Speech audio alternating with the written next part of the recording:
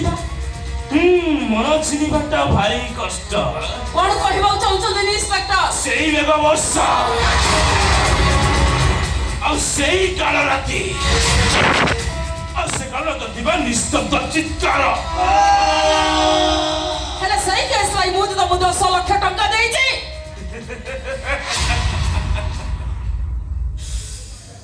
ଠିକ ଅଛି ଗୀତା ମ୍ୟାଡାମ, ମୁଁ ମାନୁଛି ତମେ ଟଙ୍କା ଦେଇଥିଲ। ଆରେ ଟଙ୍କା ଦେଇସିନା ତମେ ମନର ଭୋକଟାକୁ ମାରି ଦେଇଛ, ହେଲେ ବାକି ଥିବା ଏ ଦେହର ଭୋକଟା ତ ଆଜି ଯାଇ ମରିନି ଗୀତା ମ୍ୟାଡାମ। କଣ କହିବାକୁ ଚାହୁଁଛନ୍ତି? What do you mean? I mean to say, ଏଇ ଶୀତତାପ ନିୟନ୍ତ୍ରଣରେ ଥିବା ତମର ସୁନ୍ଦର ଦେହଟାକୁ ନା ମୁଁ କେବଳ ଗୋଟିଏ ରାତି ପାଇଁ ଉପଭୋଗ କରିବାକୁ ଚାହେଁ। ତମର ମନରେ ଥିବା ଦରକାର। ହଁ, ମୁଁ କେଶବ ବଡ଼ପଣ୍ଡାଙ୍କ ଝିଅ, ଆଡଭୋକେଟ ଚିନ୍ମୟରଥ ଶର୍ମାଙ୍କ ସ୍ତ୍ରୀ। ଓହୋ, ସେଇ ଚିନ୍ମୟରଥ ଶର୍ମା, I mean ତମ ହଜବେଣ୍ଡ। ଠିକ ଅଛି ଗୀତା ମ୍ୟାଡାମ, ମୁଁ ମାନୁଛି।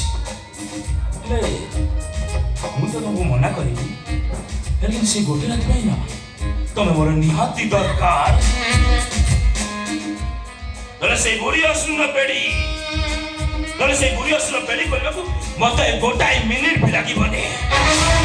କୁହନ୍ତୁ, କେସ୍ ପାଇଁ କେତେ ଟଙ୍କା ଦରକାର? ମୋର କିଛି ବି ଦରକାର ନାହିଁ, କେବଳ ଗୋଟେ ରାତି ପାଇଁ ତମେ ହିଁ ଦରକାର। ତୁଳସୀ ଯ ପଡ଼ିଥିବ ଆଉ ଚନ୍ଦନ କସ୍ତୁରୀ ଏସବୁର ଯୋଉ ବାସ୍ନା ନିଶ୍ଚିତ ମହକୁଥିବ, ଆଉ ତମର ଏଇ ଗୋଲାପୀ ଦେହ ଉପରେ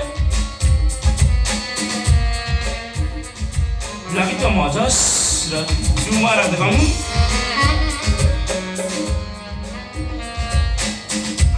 ଗୀତା ମ୍ୟାଡାମ, ଏଇଟା କିନ୍ତୁ ମୁଁ ମିସ୍ କରେନି। ମୁଁ ଆସୁଛି।